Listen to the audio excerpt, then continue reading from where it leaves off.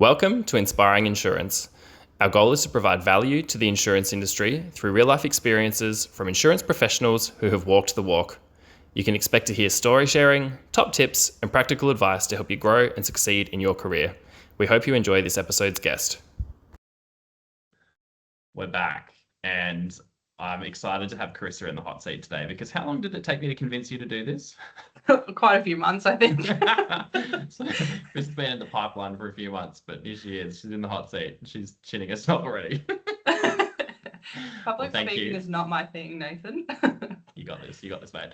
Well, thank you for being guest number 27. I think you are actually. So much appreciated. So we're going to kick things off. What made you choose insurance as a career? Well, I think I've got the same kind of answer as everybody. I never chose insurance. I kind of fell into insurance. So I was about 14 when I joined the insurance world, and it was due to some unfortunate family circumstances. I needed a job, and insurance was one of the only jobs out there that would take you with no experience necessary. So I was still at high school at the time, obviously, and I had it was in a New South Wales rule, and we had to go do like work experience, and I could not find anyone that would take me on as a work experience person. And then there was this little company around the corner from where I went to school, and they were called Offshore, and I put in an application to do work experience with them, and they graciously accepted, and I started doing filing, managing phone calls, all that kind of thing, real basic like reception type role. After I was there for a couple of months, I was doing like out of hours, after school, and during school holidays. They ended up offering me a full-time traineeship to come and join them when I finished year 10 and do my certificate 3 in insurance broking through NEBA. So I decided I'm going to do that. It sounded fun. I enjoyed working with them. And I ended up winning Trainee of the Year for New South Wales during that period. And that really sparked my, interest and passion for the industry. From there, I kind of sat across a lot of different roles in the industry. So in Offshore. So I did broking, I did IT support for their technology that they were using at the time, which I believe was Broker Plus back in the day. I then worked in their finance team after they merged with another AR network. I did portfolio management, claims and compliance. So I kind of worked across all of the head office functions. And then I was at Offshore for about 10 years, I think, just close to 10 years. And I learnt so much in that time across all facets of the business, and decided I wanted a new challenge. And I went and found a role at Community Broker Network when they were going through that whole merge with Westcourt, NAS and CGU ARs. And I ended up being one of the BAs on the project that led the migrations for all of those ARs from their current legacy systems over to the Insight platform after Steadfast purchased Community Broker Network. So after that very long-winded process, it was a few years of work moving all of those ARs over to the new Insight platform. I then finished up with CBN and I moved over to Envest. And during my time at Envest, I was the IT and system delivery manager, and I worked with the advisor ARs on data migration, implementing best practice efficiencies into their business. I provided technology support to over 200 users. I built and distributed group reporting for the ARs and the board, and then I also identified and implemented new technologies for the ARs to help them with their efficiencies and workflows, and just trying to grow in the industry. From all of that, I was approached by Steadfast to manage their technology support team for the Insight and SCTP guys. And I guess that was because I'd worked with Steadfast for so long during all the migrations from the Advisor, Invest days and the CGU days. So they asked me to come over and manage their support team.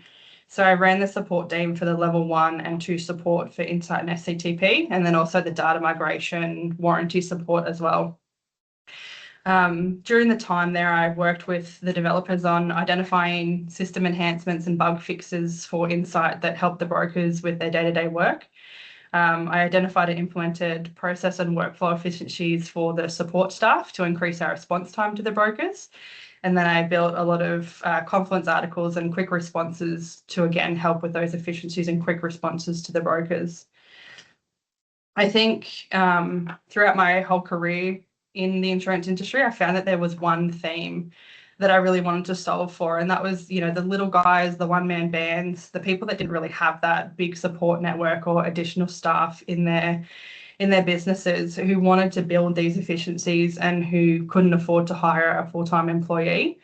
And they also wanted to do data migrations and didn't have the technical capability to understand the ins and outs of the data migration and how important it is to get the data right in their legacy system before they tried to move that into a new platform. And this is where I found that I could add the most value at the time, given my experience and the fact that I was a qualified broker plus understood technology and all the business processes. So I decided to build or create my own company, and I was consulting for about 4 years doing just that. I was helping brokers do data migrations, and I was that conduit between the ARs, the technology providers, the insurers, kind of just helping them throughout that whole process and dumbing down things so they understood what the technology people were trying to tell them and how that was going to affect their day-to-day business and how that was going to affect the way that they processed going forward. And then I also stepped in and just helped those brokers that were the one-man bands that needed to have a holiday and couldn't have a holiday because they couldn't bring someone on full time. So I would help look after their book of business whilst they went on holiday and came back to a well-run book after that. Oh, good. So what I'm hearing there is brokers go on holiday and you jump in and you run their business for them. Pretty much. So you're kind of like child minding, but for businesses. Yeah, correct. Oh, how good. That's it. Yeah. Okay. So you've literally done it all, is what you're saying here. Yeah, and to be honest with you, I loved it. I think I was incredibly lucky that I got to start off at Offshore doing what I did because I was so young and I was so flexible in terms of what I did. I didn't have this preconceived idea of what I wanted to do in the insurance industry.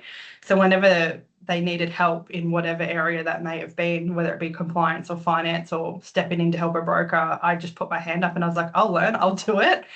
And I think it really shaped my career and my progression and the role that I'm in now. For sure. So what was it? So when you stepped into these businesses as the consultancy type, so you were helping with data migration, but assuming you were also looking at ways to improve processes, workflows, all those sort of things, what would you look for when you stepped into these businesses? We had to go all the way back to square one. So I had to completely look under the hood and look at everything that they were doing right now, how long it was taking them, where the pain points were for each of the individuals, because everyone had a different pain point, right? From your assistant to your actual AR to the claims person to the finance people, they all had different bugbears and pain points that they were experiencing. So I sat with each of the individuals and I worked through what they did every single day, how long it was taking them to do these tasks every single day, the systems that they were using, and then how we could use those systems to improve on those workflows. And if we couldn't use those systems to improve on the workflows, then we had to find alternative systems or alternative ways to do that. So I think what helped me there is the fact that I wore one of those hats in all the roles that I had previously. So I understood from a technical point of view what we needed to achieve, but also from a practical point of view what they were trying to achieve, and then to make sure that we were compliant as well. So yeah, it was definitely an interesting role. For sure. Was there any common themes that you came across, excuse me, the different brokerages? I think the common theme was we're too busy to change. And I think that's in every facet of our lives, right? I think we are so bogged down in the doing and the processes and the compliance and everything that we have to do every day. We just don't feel like we have time to step away from that and actually look at where the inefficiencies are and then build on those inefficiencies. And that's where I guess I was able to help them, because they didn't have to do anything. They just had to step me through their day to day. And then I would go back and I would create the efficiency and then come back to them and present that to them. And they saw that in real time, and they would see how those efficiencies would work quite quickly. And that's why they were able to adapt it so quickly, because it wasn't completely changing everything they were doing from A to B. It was just creating some little nuances or changes to their processes that helped them. So how would you help them or guide them, I guess, through that change? Brokers don't like change from what I've come across. And look, I think that's a human nature thing where we're very adapt to what we know, and change can be quite scary. And I think in my previous roles in the data migrations, it was the biggest obstacle that brokers had to overcome. It was that change piece. And it's so important that you bring the brokers along on the journey and you let them have that voice, and you let them have that ability to tell you if something doesn't work or if they're not comfortable with something, and really make them feel comfortable in sharing those experiences with you. If they can understand the why and the what we're trying to achieve and how that's going to help them, they're a lot more likely to come on that journey with us. So that's what I really made a point whenever I was doing any changes to their workflows. I always made sure that I took their advices, I took what their pain points were, I took them on the journey, and I explained to them, well, this is why we're doing this differently, and this is how this is going to help you, and this is the efficiencies it's going to create, and this is how much time you're going to have left over. And if we're able to physically see that, they adapted it a lot easier. If they weren't on that journey and they weren't sold the vision, then it was a lot harder for them to come along on that journey. Oh, cool. What's like your biggest success story? My business, I think that's probably in terms of back on my role when I was at CBN, and we were moving those brokers from Finas and Winbeat over to Insight. And for anyone who knows Winbeat brokers love Winbeat. They've been on Winbeat their whole career. A lot of these brokers were had been in the insurance industry for 20 to 30 years. So they had only ever known this broking system. And then they had these people come into them and tell them, hey, guess what? We're moving you to a whole new platform. You don't have a choice in the matter. And this platform is a lot more tech heavy, I suppose. It looks so different. The look and feel, the processes are different. Everything's going to be different for you. And guess what? There's also going to be downtime where you can't service your clients whilst we're doing this. So I think that was definitely one of the biggest obstacles that we had to go through. And again, it comes back to making sure that the brokers felt like they were part of the journey. They had to understand the whys, the whats, the hows, everything. And we really had to work very closely with these brokers to make them feel, one, empowered, to make them feel like they didn't have a choice, but to make them feel like they could help us shape the way that migration could go, and then their migration, I guess, post support and how that was going to look as well. And we had to choose brokers who were going to essentially be our change champions. And these were brokers who were still adverse to change. They were still not wanting to do it, but they were more open to ripping that Band-Aid off and getting it over and done with. And they help shape the migration process for the rest of the brokers that moved over after them.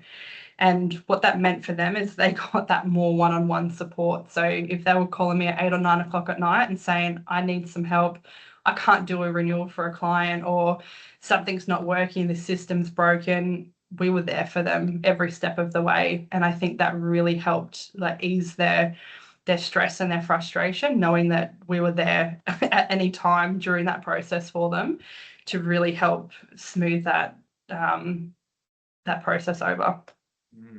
You kind of gone biggest obstacle turned biggest success story there. So that was pretty cool. We definitely tried. It was hard. No, it sounds like you nailed it. So fast forward to now then. So you said before, all of these experiences throughout your career have kind of led you to be where you are now. So where are you now?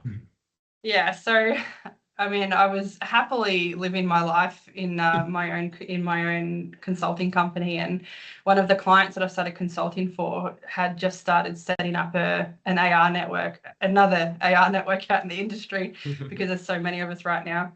And I was consulting them, helping them set up that AFSL, because it is quite a lengthy process and there's lots involved. And we had a discussion and he told me his vision and what he wanted to do, and I was 100% sold. So he's brought me on as the Chief Operating Officer at Need Cover Group, and we launched in January or end of January of this year.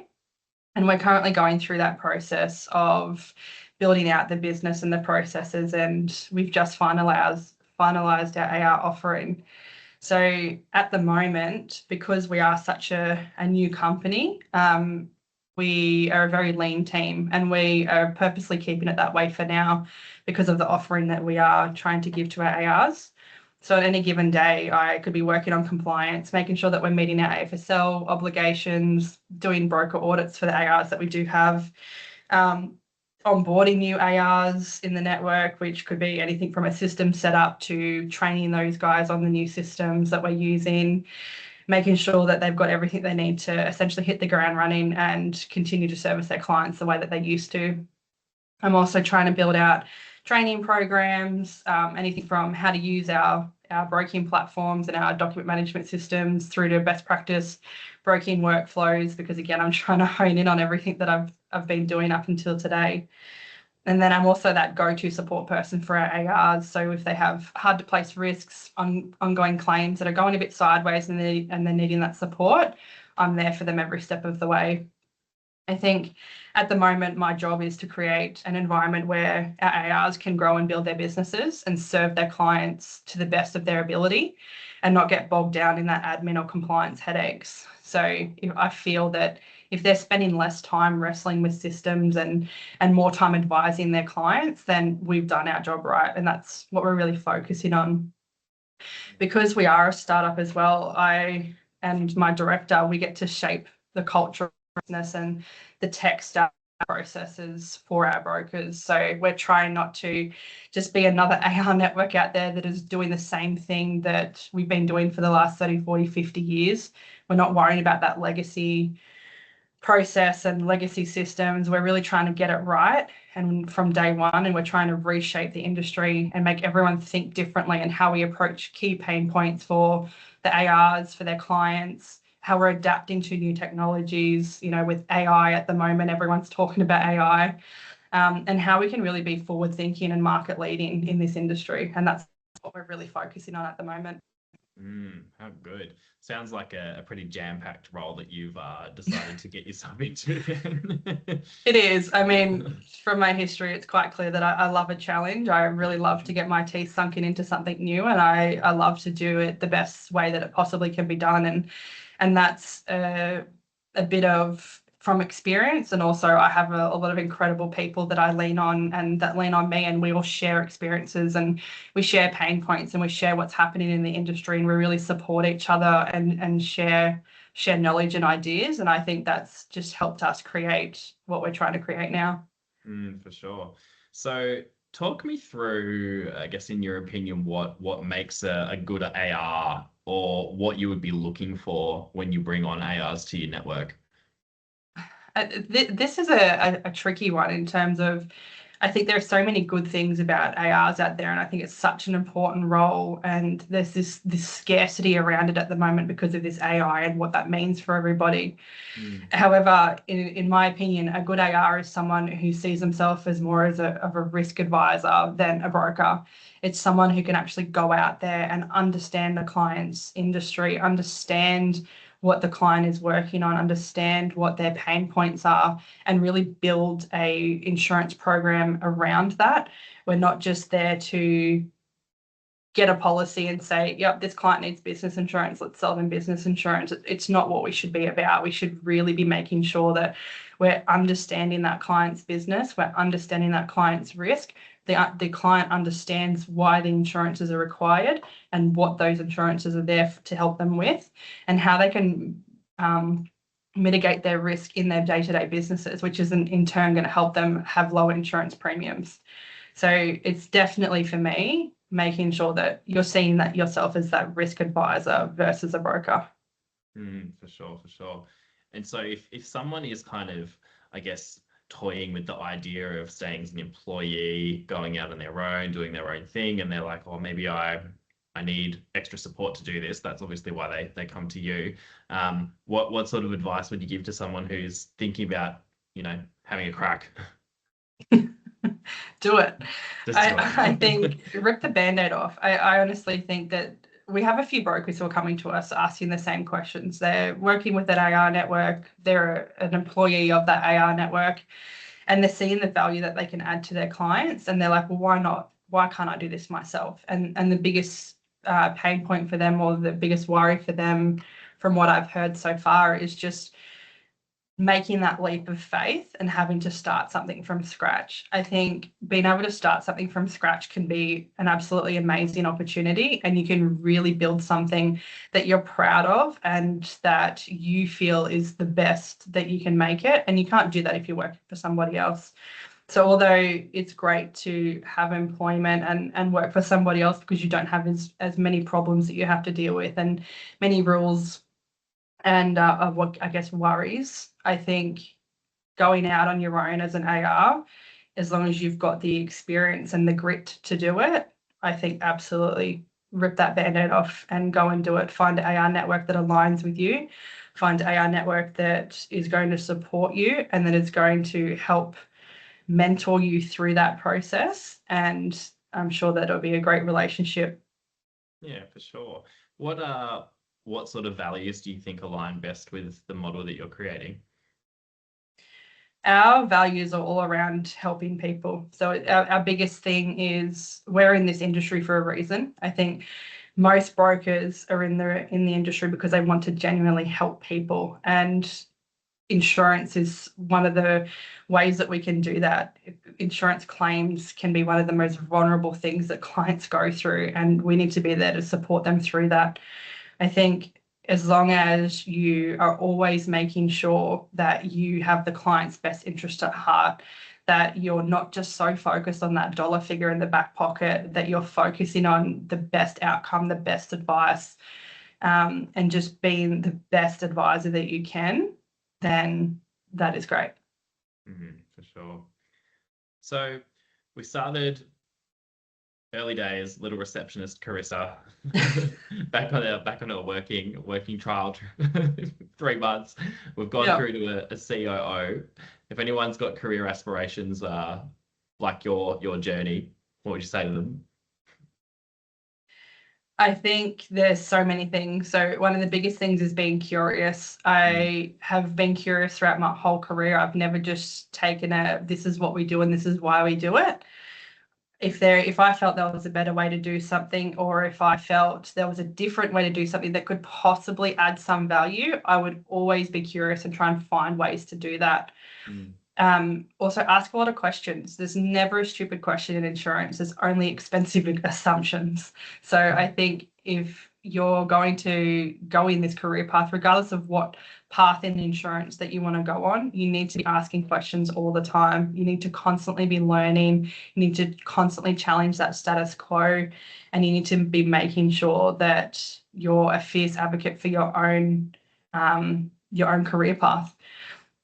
And I think also is definitely learning to adapt to new technology quickly. The brokers who thrive in the next decade won't be the ones with the most technical knowledge. They'll be the ones who can learn and adapt and leverage new tools faster than everybody else in the industry that we're in. Technology is such a big thing and a big talking point at the moment.